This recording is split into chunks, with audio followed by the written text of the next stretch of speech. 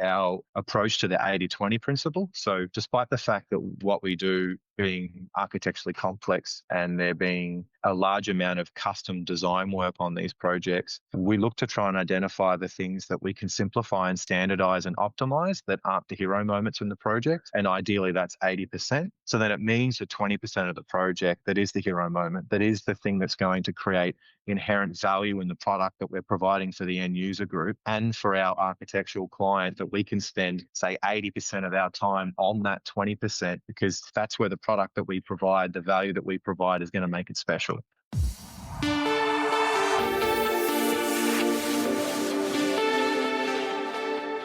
Welcome to Engineering Success, a show for industrial and engineering leaders.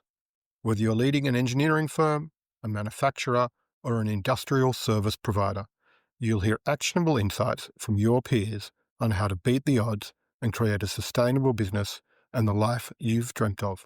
I'm Rick Merton, and I've spent over 25 years building businesses and working with technical companies to solve their toughest challenges. Today's guest is Andrew Gall, the founding director of Argall, a structural and civil engineering consultancy based in Melbourne. Andrew combines over 15 years of deep technical expertise with an entrepreneurial mindset. He's building a business that's scaled rapidly while staying grounded in values like accountability, communication, and leadership at all levels. Argall is now positioned as a partner of choice for progressive architects, developers, and councils across Australia, delivering high-performance civic, educational, and public space projects with a team culture that blends creativity with operational maturity. Hi, Andrew.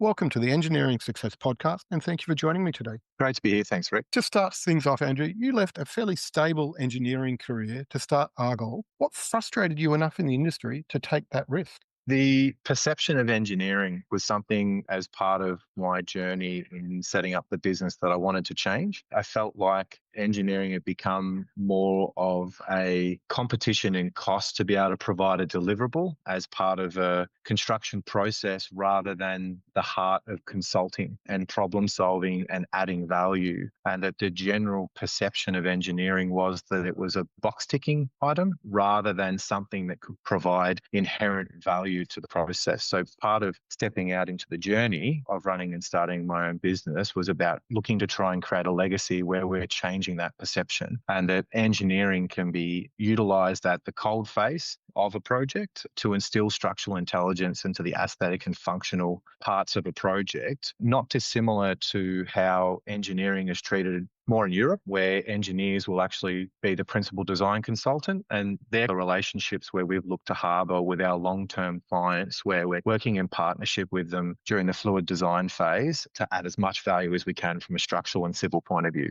That's great. How do you avoid being just another engineering firm and being pigeonholed into a traditional engineering model? The brand and the environment that we've created for the team is important. It's about attracting people that are going to be able to understand and represent that brand. And that brand is consultative and it is forward thinking, and it takes a particular special kind of engineer to be able to be assertive, to be able to have those conversations with clients at the cold phase, to be able to bring ideas to the forward thinking of the project. But it's interesting because we find often that it's engineers having that forward-thinking, challenging conversation with clients is often difficult to find. They're always keen to solve a problem, do great work. How do you go about making sure that your people are empowered to have that challenging conversation with clients? Initially, in being able to attract them, you've got to have the right environment. I think it's important, and that's something that we've prioritized in terms of the way that we've set up the office and just generally our processes in terms of how we communicate with clients. In terms of being able to identify those people, they are challenging because stereotypically engineering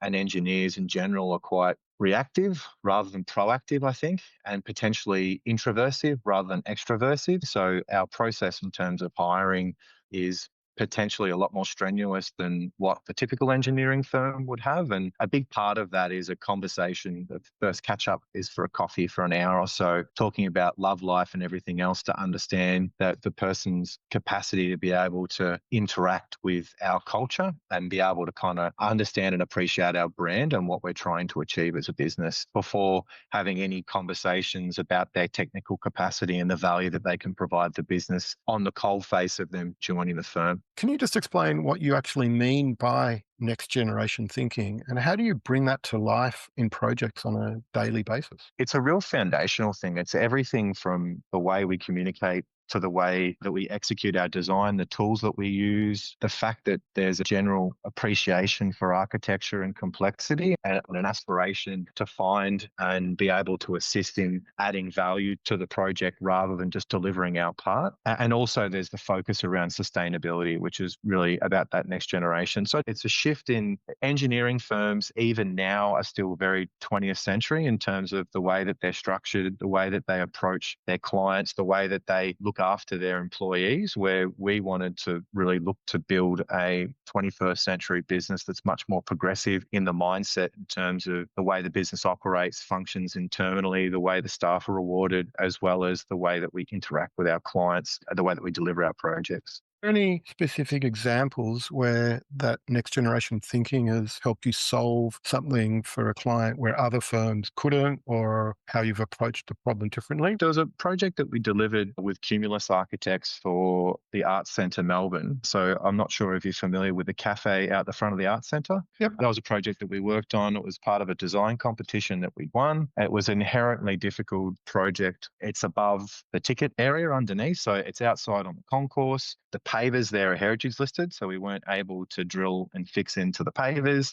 Underneath there is the ticket area, so there's a limited superimposed live load that we could put onto the slab. And so it took a really forward-thinking effort to be able to come up with a very complex asymmetrical structure to be able to sit that on that slab and to be able to create a ballast to stop it from sliding and overturning, and using parametric modeling to design an organic structure that at rest doesn't have an imposed bending moment at the base, and then being able to incorporate the ballast into the joinery. And I think that our next generation approach and the fact that we were at forward thinking in terms of the tools that we could use to be able to provide that solution, and the fact that we were agile in being able to provide that response, I think enabled us to provide a solution that potentially other consultancies would have struggled to have delivered. Is that the sort of project that at the end of that you look back and go, that's exactly why I started the firm? Yeah, I think that's a good one. I think that's a relatively small project, but as the business has grown, is to be able to take that same sort of philosophy and use it on a larger scale, still with a focus on providing things that have the capacity to be utilised by the public, but growing that in size. Another good example would be the Drysdale Library, which won an award for public architecture last year at the Vic Architecture Awards. And it's a really unique structure in the sense that it's over 2 floors. The top floor is sort of 7.5 metres high. It's circular, has a masonry veneer where we're suspending considerable weight above the ground. It's also got a green roof with 40-degree pitches, circular with a hole in the middle that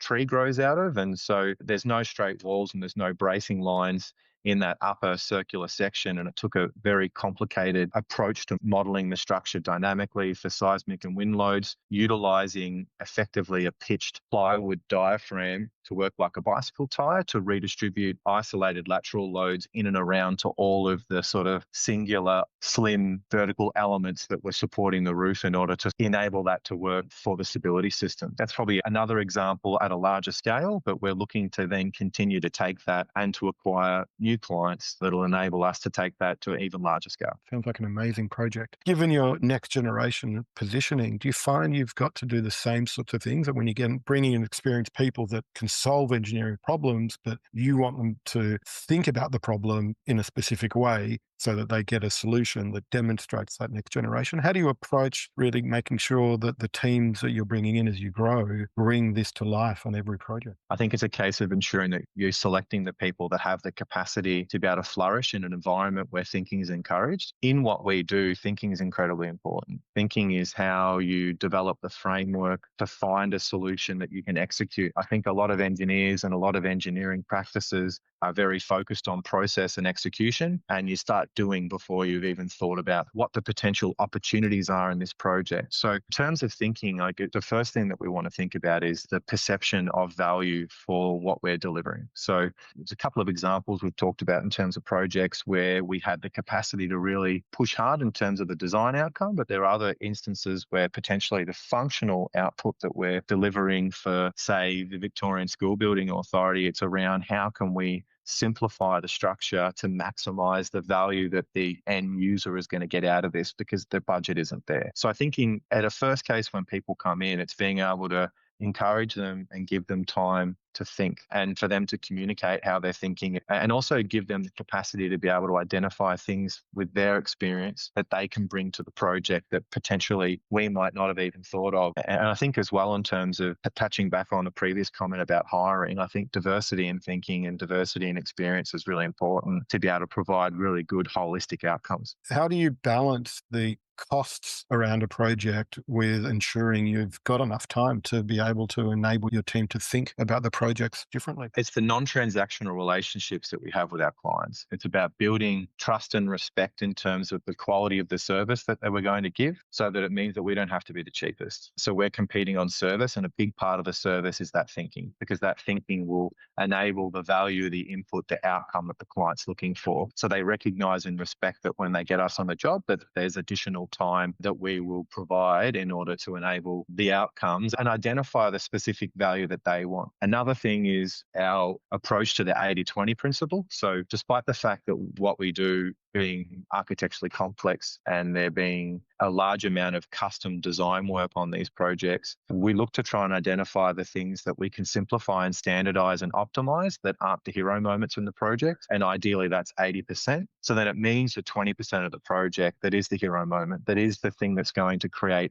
inherent value in the product that we're providing for the end user group and for our architectural client, that we can spend, say, 80% of our time on that 20%, because that's where the product that we provide, the value that we provide, is going to make it special. Previously, you've talked about how you want to scale your business without selling your soul. For the audience, could you explain what you mean by that perspective? Being a relatively small and dynamic practice comparable to our competitors in terms of the size and complexity of the projects that we work on, having a smaller team with less bureaucracy enables you to be able to provide a special kind of service. And obviously, as you grow, there's a sense of operational maturity that you need to be able to create within the business, and to some extent some bureaucracy that needs to be inherently built in order for the business to perform and function well. And I think a big thing that we're doing as we're growing is looking to identify ways that we're not compromising on service and compromising on the way that we execute the projects. And as we build our systems and we build greater operational maturity in the way the business operates, that we're enabling the same degree of service and communication within the team,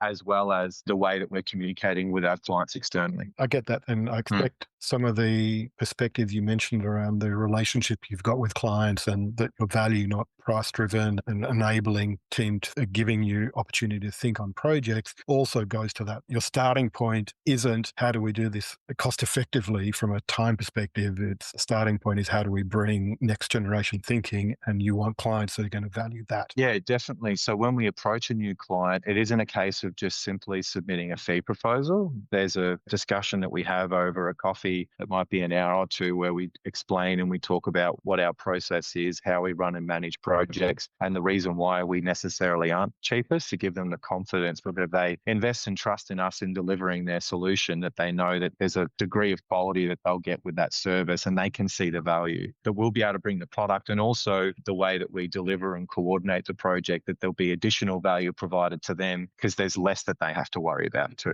Typically, the model is that an engineering firm will grow by adding more engineers as they win more work. It sounds like you've got a very different approach to that. And your secret sauce that I was going to ask about might be in the way you recruit people and the types of people you do. But is there anything else in the way you think about the growth of your team and bringing the thinking to your clients that enables you to approach growth differently? I think it's a case of being able to see businesses that are transitioning from a founder-led business where the founder is actively involved across a number of the tasks in the operation of the business into more of a company organizational structure. There's a point where there's too many connections within the business that you need to make that decision. And businesses, I think, that I've seen in the past that have put on more engineers with more work haven't potentially suffered and lost staff because they didn't have the operational mechanisms to be able to run and manage the 15 people. And so a big part of our growth past that kind of number of 10 where you've hit your limit in terms of connection points and the capacity for the founder to be across multiple items is being able to build out the framework for what business of 20 people would look like, and ensure that you're looking for the people that are going to be able to execute the roles, and that there is a plan to delegate executive responsibilities amongst the business in order to keep the business humming as you grow and as you take on more people. That's great. The most common scenario is that a person sets up a firm because they've got engineering background and skills, worked in other businesses, and they decide to go out on their own. But there's always a point where you either need to make a decision: are you going to be the technical expert in the room doing all the work, or become the business leader that the business needs? At what point did that moment hit you? How did you make that transition from the technical expert in the room to being the leader of the team? It's actually something that's probably happened more recently on my journey, where I think initially the aspiration of the business was it to kind of continue to be a founder-led. Some people might look at it as a lifestyle business where there's a small select team of people that can pick and choose their projects, and they've got a good standpoint in the marketplace where you can run things efficiently. But I think I'd come to the recognition that in terms of the reward that provided me and the reward that I could provide my staff, that had a limitation, and that in order to be able to provide the opportunities to staff members to take on bigger projects, have more opportunities for them to grow and succeed in their own careers, I needed to be able to win projects of more complexity. And that would mean in order to win those projects, the team size would need to grow. And then setting out on that journey to understand what I needed to do to transition from being a technician director to an actual composer, I guess, in the sense of how the business comes together. It was a really great awakening because I recognized that strengths and skills and interests that I had in those fields lit a new fire in me in terms of the development of the business. And I recognized that stepping away from being the technical leader and the technician in the business into the business leader was something that I was really excited to do. But I wouldn't have been able to do it if it wasn't for the support and the confidence that I had in the team to be able to step up and take on executive responsibilities in terms of the delivery of projects that I would need to be able to hand down in order to be able to take on more of an executive role within the business and the development of the business. For you specifically, was there a point in the business where things almost broke before you made that transition, that you realized you had to step up? As I was sort of saying before, I understood the limitations of what I could achieve with the structure that I had. And I never wanted to go beyond that to create issues for my staff, too much stress, too much pressure, without setting up the proper organizational structure within the business to grow. So there was never a telling point where that decision made.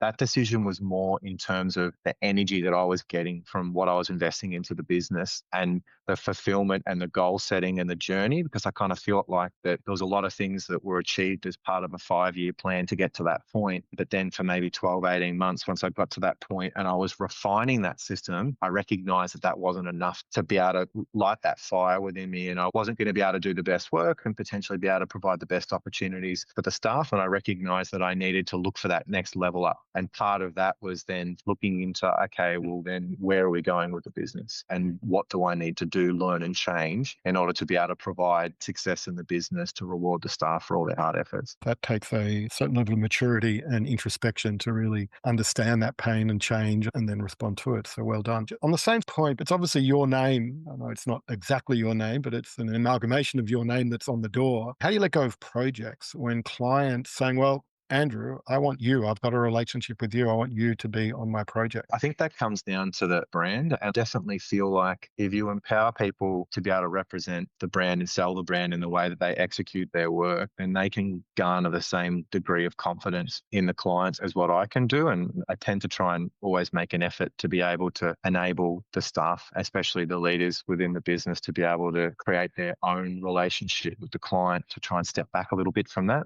which I think is really important. It's the brand and the company that speaks for itself rather than necessarily the name. There's a number of other people that I've interviewed have talked about this point where clients have been asking for the owner of the business on projects, and then they introduce another consultant and suddenly they're going, we don't want you anymore. Go away. We want Bob or Mary because they're better than you are, which is a great place to be. I was just going to say that's 100% where I want to be. And I feel like that's already happening, which is terrific. It's great. You've talked about the brand and the culture of it. How do you make them real for a growing team, not just words on the wall? How do you make those values practical and behaviors that people do day in, day out? It's ensuring that there's a reminder. So when we have a 90-day check-in, or when we're looking at KPIs, or we're looking at new goals, or we're looking at strategies that we're setting for the business, we always ensure that we reflect upon those values upon setting out on that goal. And also when we're reflecting upon what we've done and what worked well and what didn't work well, we'll also look to try and reflect upon those values too. But I also think a big part of it,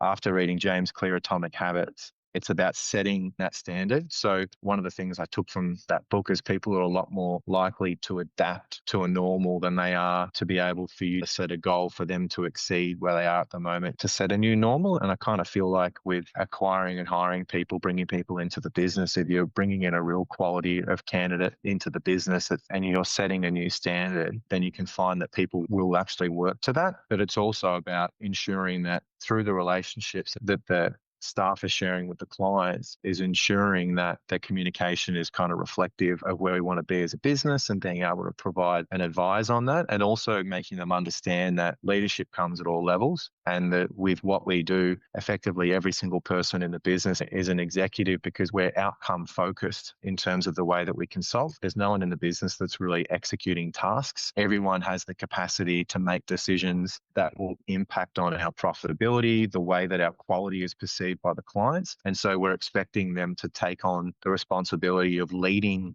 those outcomes and communicating effectively within the team to be able to utilize people around them to get the best outcome. I love the idea of everybody has the opportunity to be a leader. A leader is not a job title, it's an attitude and a behavior. And I love the fact that you encourage that. You've got quite a defined definition of who your ideal target client is. How do you spot a progressive architect firm versus a traditional firm? And is there a point in a conversation either with a client or with a prospect that everything shifts in both your mind and the prospect's mind in terms of how you think about it and how they think about it, so that you're aligning that progressive positioning with your next generation thinking? Initially, there's probably some learnings when we first started out on the journey in terms of focusing potentially a little too heavily on the progressive side, and then recognizing over the years that there needs to be a balance between being progressive and being functional. Sometimes the more progressive architects and progressive clients may not be the most functional clients. So when it comes to the operation of the way they execute the tasks, as a secondary consultant, we're effectively penalized because of the way that they're potentially going to be operating the project. And it means that being profitable on those projects can be challenging. So from my perspective, in terms of having conversations with them, it's a balance of identifying their capacity to be progressive in the sense where they want to share responsibility, they want to research and learn things, they want to aspire to provide something that's unique and create legacy in their work, but also that they have the operational maturity in the way that they run and manage the projects, and that they have the right staff members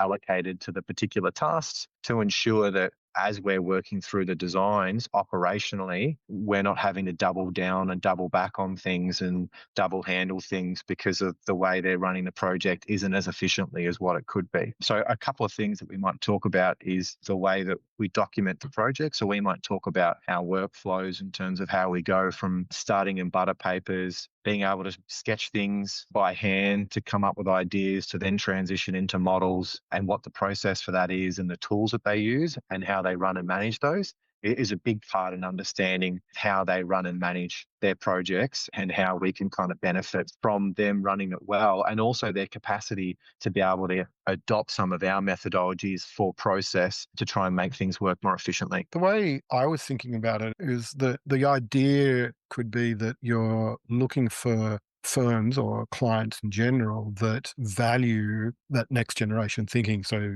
in the context of progressives, we don't want to come back with the first solution that comes into your head. We want you to spend the time thinking about what's the next generation thinking in this solution, versus, which then goes to that concept of, well, we value your thinking, not cost focused in making it as fast and cheap as possible. Does that scenario in terms of looking for prospect or a relationship with a client that really does value that come into that level of trying to identify the progressive businesses that you could work with? A big part of that's identifying the work that they're trying to win and the methodology that they're going about in terms of winning that work and how they're partnering with their secondary consultants in terms of the overall approach for winning the work. And so from our point of view, to answer that question more specifically would be about they'd be looking for our capacity to bring knowledge in terms of sustainable technologies like mass timber and CLT. How can we provide that on a project to provide a competitive advantage for them? And how can we demonstrate to the client that we recognise and understand the impact of cost for construction and for design of these elements? We know how to manage the compliance perspective in terms of fire,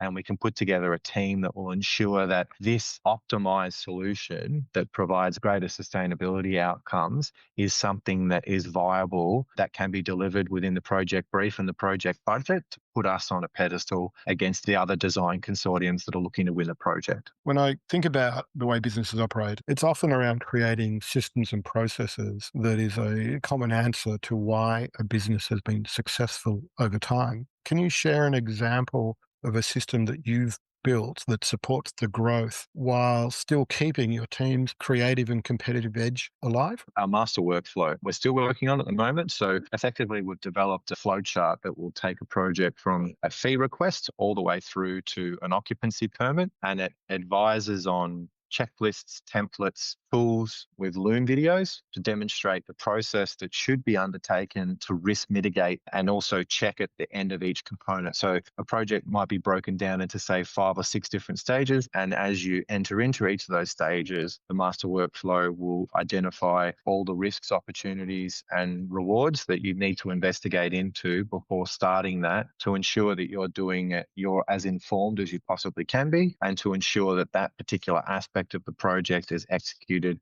as effectively as possible. And then there'll also be a checklist at the end before that is presented to a client to ensure that you've done that effectively. So a big part of that is taking the years of experience and the thinking of the executive members of the team and empowering junior project engineers that are stepping into the realm of running their own projects to be able to risk mitigate their projects, that they know the questions that they need to ask the client.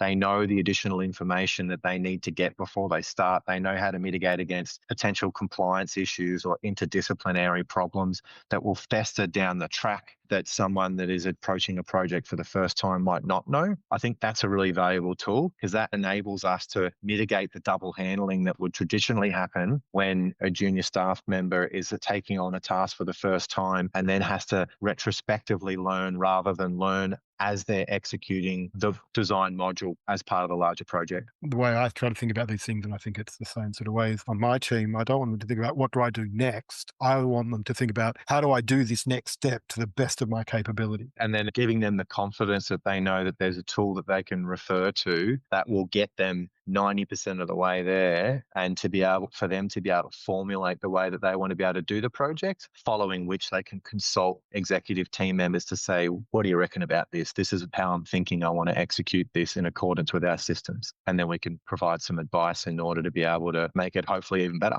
Just to align this back to the next generation thinking promise, when you look at that methodology and that process you've built, and I'm challenging you to look at it with a bit of a critical eye, do you feel you've built in the questions and the methodology to make sure that they're taking that next generation thinking into that approach? Or do you really rely on the inherent capabilities of the person to think in a new generation way when they're running projects?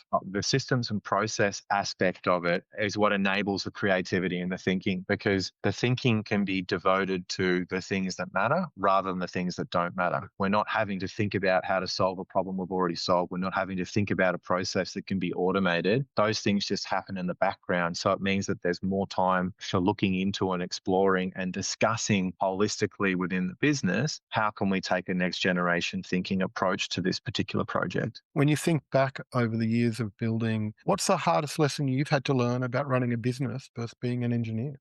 Initially, it's the HR component. Because when I sort of set out on my journey, I stepped out of my previous practice without really being a manager. I was a doer. And then so a big part of stepping into the business was learning how to be a manager on the fly, which is challenging. It was also sort of leading into COVID. And then when the business was looking to grow, it was COVID, and hiring people was very challenging, and managing people remotely was incredibly challenging. Managing frustrated people that were stuck at home all day was really challenging. And I think probably the biggest challenge that in stepping away from just purely execution of deliverables to managing a team is to managing the different personality types. And I think a big part of being able to better understand that is a bit of research I did into DISC personality profiling, in which you can begin to understand how different people think, how different people appreciate to be spoken to, how people are rewarded, how people like to be rewarded, and also how to inspire people as well. And I think that's still a work in progress. There's always more things to learn, and people are very complex. And the complexities, I think, just in and around managing a team post-COVID, and potentially also the expectation of staff members, has changed a lot. I was having a meeting with a recruiter the other day who was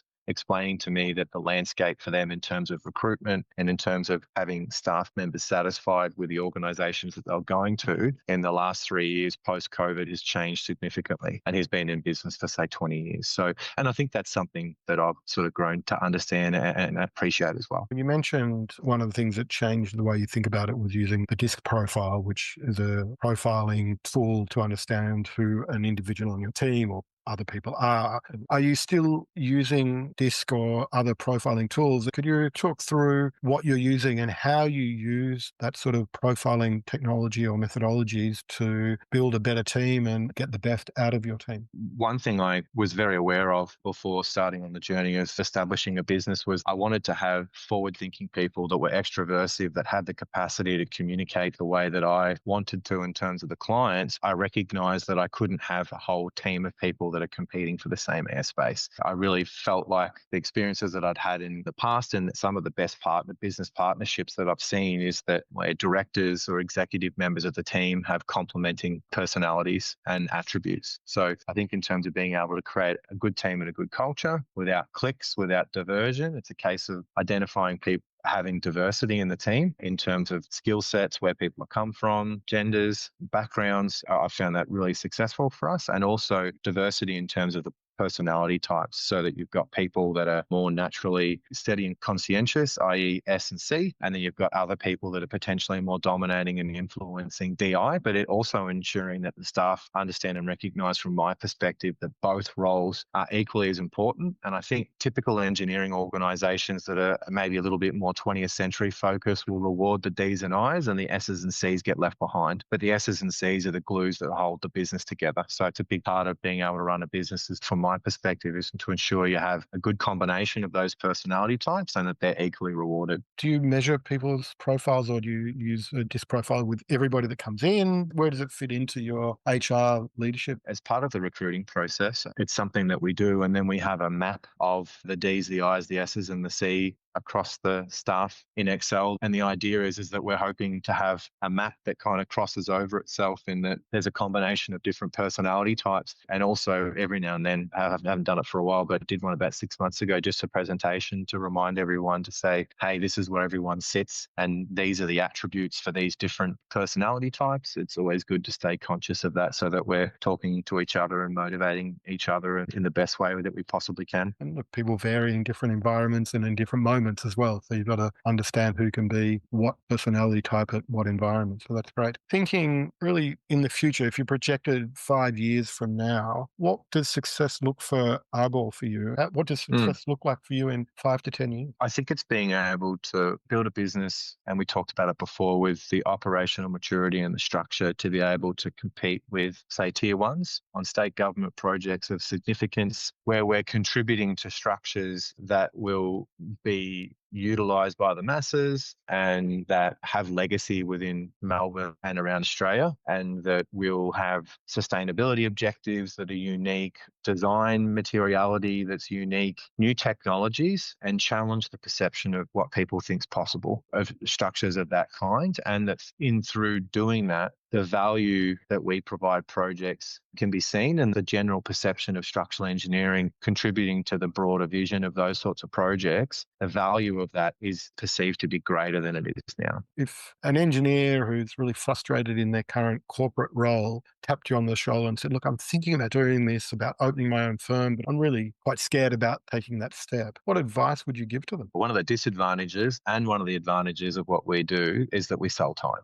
So a disadvantage is that it can be tough work to sell time because you have to do the hours in order to be able to sell it. But in terms of being able to set up and establish a business, there isn't a huge degree of cost of goods sold that you need to establish in order to get going. So that's probably the one thing. And it's just a case of having a unique proposition that you can provide the marketplace and betting on yourself. And so anyone who's thinking about doing it that has those things, I would encourage them to take the step and to know that there's obviously a lot to learn in the journey, but also in starting out in the journey, there's a lot of people that potentially do this that are in business that I recognize potentially don't do it very well. And so that there's a calling for people that do it well to be able to step out and take on that challenge. When you're pulling together a proposal for a client, are you still presenting it as a time equation, or you're very much more centered around the value that you're going to create and bring to the table for the team, as you talked about? It's definitely the value proposition and the product that we're bringing. But unfortunately, the reality is that when people are assessing us against someone else, they want to compare apples with apples. And generally, the approach that others will take is just to go, well, this is how long it's going to take to do it, and this is how much it'll cost. So there needs to be a recognition and understanding for us to be able to justify our time within our service. Ideally, we want to be in a position where we're selling an end product rather than selling time. But the unfortunate reality is that ultimately it comes down to how many hours it takes to create that product. And the product's a unique product. It's a new product every time. It isn't one thing that we're on selling. And we suffer the same thing because often execution of marketing campaigns as well. How many hours do you need to build our website? Well, I could put a junior person who will take 50 hours, or I could put a senior person who will take 5 hours. How do you balance that different attitude of whose time are we actually measuring and what's the value of that time? Often there'll be a requirement as part of the proposals that we provide that we'll have to nominate the staff that are going to be working on the project. And there might be questions that we'll ask in addition to what composition of the fee is being executed by each staff member. They might also ask, how many hours a week does this person also have on other projects? So it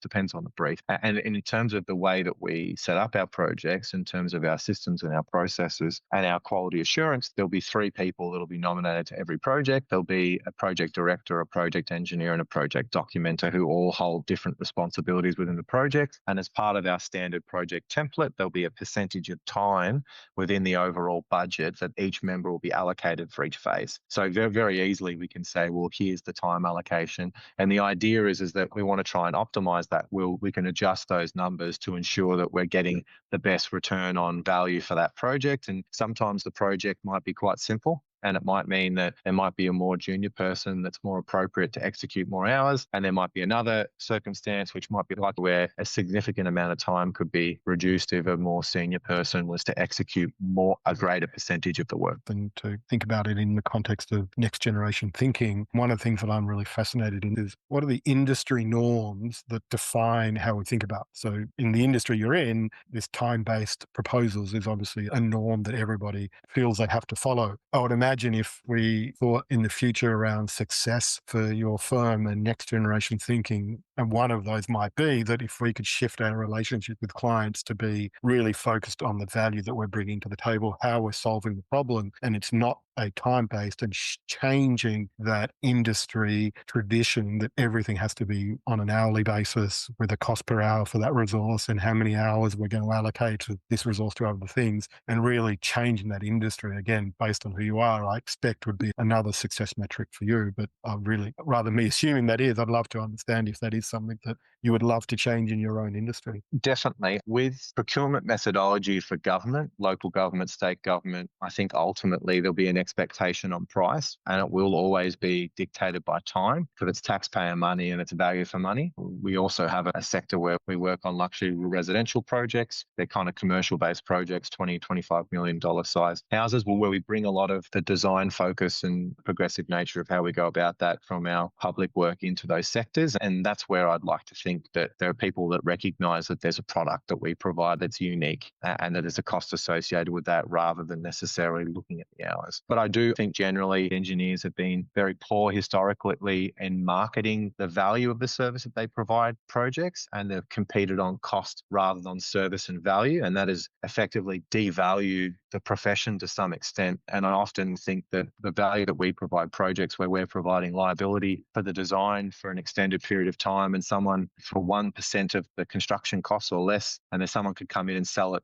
3 times during that period and make 3% on that, it seems unjust. I think in terms of being able to illustrate the value of that and also be able to change the perception of the value that can be added to the build, I think is important. Eventually at the end, being more of a product-based value rather than a time-based value. I think you're talking about shifting it from being very commodity-driven, time as a commodity, to a value-driven, and the ideas that you're bringing to the table, which would be a great place to be. If an architect called you tomorrow wanting to work with an engineering firm that gets it, how would you explain what makes Argall the difference in 30 seconds or less? From our perspective, we understand the value that we can provide in our profession during the fluid design phase to instill structural intelligence into aesthetic and functional concepts. Often engineers are brought in too late, and engineers are required to Tetris the structure into architectural profiles. The value that we can provide as being involved earlier is to create an integrated solution where the structural engineering forms part of the architectural vision for the project. And that could be by having very efficient integration sustainability objectives, or it could be from